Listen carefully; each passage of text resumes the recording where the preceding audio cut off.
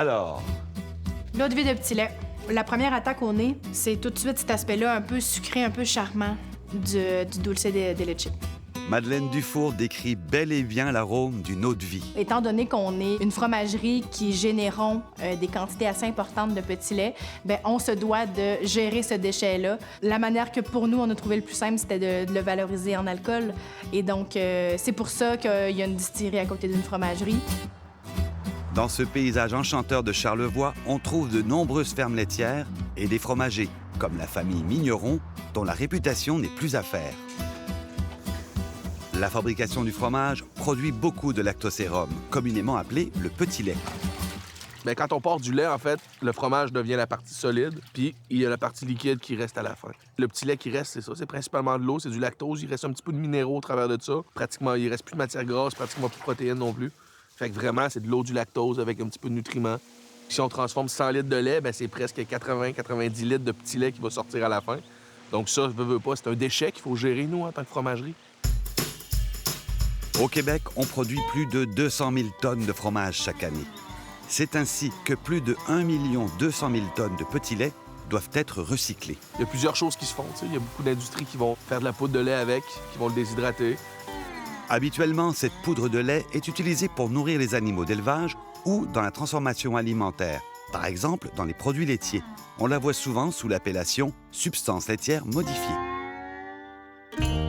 On a appris que même en Mongolie, il y avait des gens qui distillaient du lait de yak. Donc, ça remonte à, on pense, il y a énormément d'années, parce que finalement, l'homme veut tout le temps tout distiller, hein? Pendant plus de 2 ans, les Dufour ont ainsi travaillé à développer une eau de vie à base de petits laits. Le principe de base de la distillation, c'est souvent récupérer des matières qui ont peut-être un peu moins de valeur. Certaines distilleries vont avoir une matière première qui va être végétale, d'autres vont préférer avoir un fruit, d'autres vont préférer avoir une céréale, par exemple. Et puis, dans notre cas, on s'est dit, pourquoi pas essayer de distiller notre petit lait pour essayer d'en faire un nouveau produit. Une eau de vie, c'est vraiment l'esprit d'une fermentation. Dans notre cas, on a choisi l'appellation eau de vie parce qu'au départ, on voulait choisir le mot vodka. Rapidement, on s'est fait dire soit vous devez le distiller encore plus pour aller chercher une neutralité qui est vraiment parfaite, ou soit vous changez de nom carrément puis vous l'appelez eau de vie ou spirit en anglais. Donc, nous, on s'est dit, la personnalité qui est à l'intérieur de cet alcool-là est trop agréable et trop magnifique. Donc, on va célébrer cette différence-là puis on va l'appeler eau de vie. 100% du petit lait de la famille Migneron est récupéré pour la distillation. Le principe de base d'économie circulaire, c'est de valoriser chaque étape d'un cycle. Donc, pour nous, bien, on va transformer le lait, on va donner la plus belle des valeurs au lait qui, à notre avis, est le fromage. Puis ensuite de ça, bien, il y a un produit qui va s'écouler qui est le petit lait.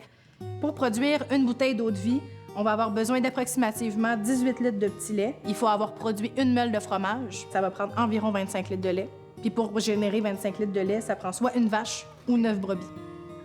Si on est capable de récupérer le maximum de ce qu'on rejette, bien, je pense que c'est ça l'avenir aussi. C'est de laisser une agriculture qui est durable aussi, qui est plus verte, qui est consciente de ce qu'on laisse derrière nous après chaque procédé. Puis dans notre cas, c'est vraiment... c'est ce qui boucle le tout. La production d'alcool de petit lait en est à ses balbutiements. On voit apparaître ce type d'eau de vie, notamment en Ontario et en Oregon. C'est un alcool qui va avoir des notes un petit peu de caramel, mais aussi en même temps de petits fruits. Donc, on va avoir un nez de bleuet, un nez de petites fraises des champs. On va avoir un nez sucré quand même qui revient, qui va être très charmant. Puis la deuxième gorgée va être vraiment sur le bleuet, sur le petit fruit qui va embarquer.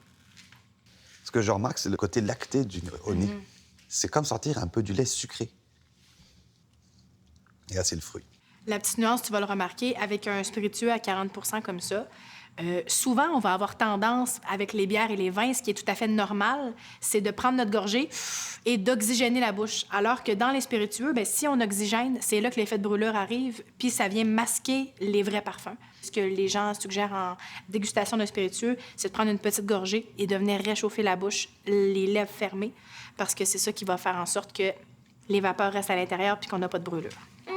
Ah, c'est délicieux. Merci. Ça se boit tout seul, comme on dit. Faut faire attention. Hein. Merci beaucoup, Madeleine. Ça fait un grand plaisir.